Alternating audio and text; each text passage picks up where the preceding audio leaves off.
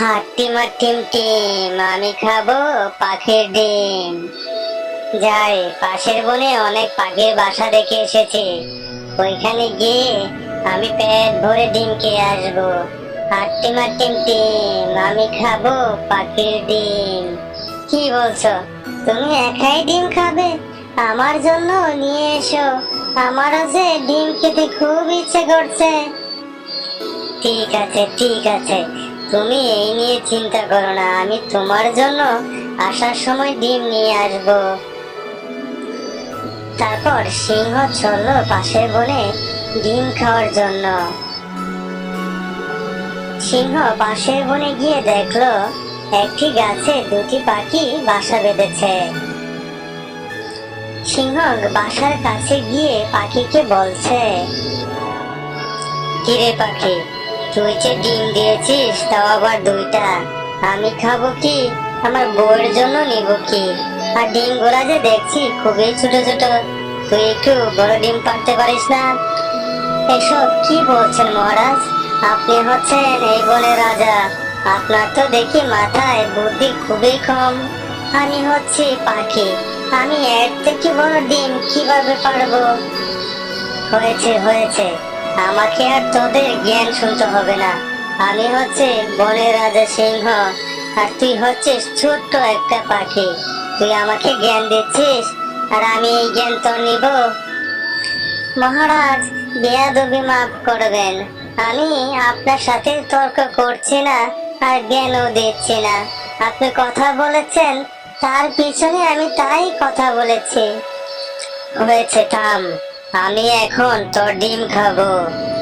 মহারাজ, আমি তো দেখছি সত্যি আপনি বোকা, আপনার মাথায় দেখছি কোনো বুদ্ধি নেই। কি, তুই আমাকে এখনো আবারও জ্ঞান দিচ্ছিস? না না মহারাজ, আমি আপনাকে জ্ঞান দিচ্ছি না, আমি বলেছি আপনার মাথায় সত্যি বুদ্ধি কম। আপনি এখন দুইটা ডিম খেলে আপনার কিছুই হবে না।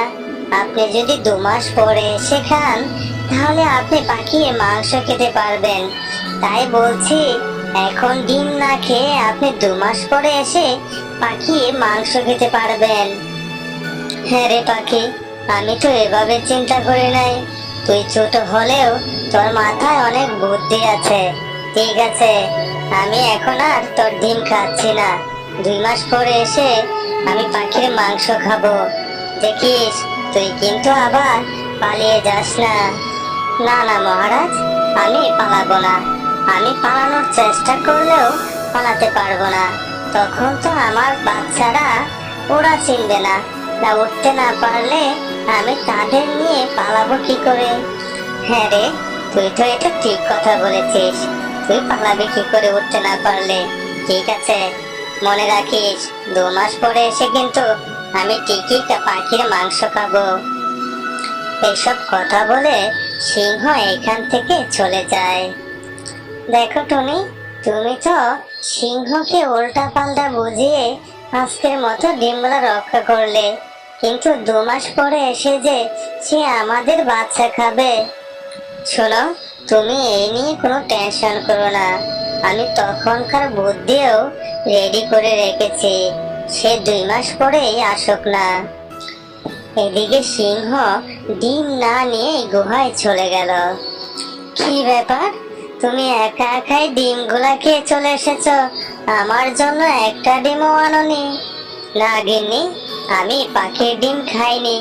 পাখির ডিমগুলা যে একদম ছোট ছোট, খেলে কিছুই হবে না, তাই আমি চলে এসেছি। 2 মাস পরে ডিম থেকে বাচ্চা হবে, আর তখন তুমি আর আমি মিলে পাখির মাংস খাবো। কি, বুদ্ধিটা ঠিক করেছি না? হ্যাঁ হ্যাঁ, তুমি বুদ্ধিটা খুব ভালো করেছো। পাখির ডিম খাওয়ার চাইতে পাখির মাংস আরো সুস্বাদু।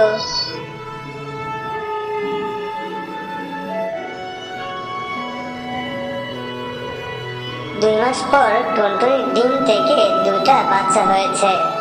আর তখন টুনটুন টোনাকে বলছে, ওই দিন তো মিথ্যা কথা বলে সিংহকে তাড়িয়েছিলাম, কিন্তু আজ কি বলবো, সিংহ যে এসে আমাদের বাচ্চাদের খেয়ে ফেলবে। হ্যাঁ টুনি, আমাদের বাচ্চাদের বাঁচাতে যে কোনো একটা উপায় বের করতেই হবে। আর এদিকে সিংহ আসছে টুনটুনের বাচ্চা খাওয়ার জন্য।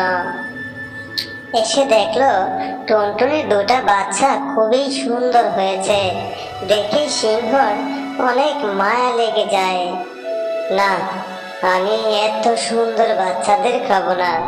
আর এই দুটা খেলে আমার একদম পেটের এক কোণাও হবে না। আর কারো ক্ষতি করলে সেই ক্ষতি কোনো সময় নিজের উপরে এসে পড়ে। তারপর এসব কথা বলে সিংহ এইখান থেকে চলে যায়। আর এদিকে টুনটুন আর টুনা ওই গাছে শান্তিতে বসবাস করতে থাকে।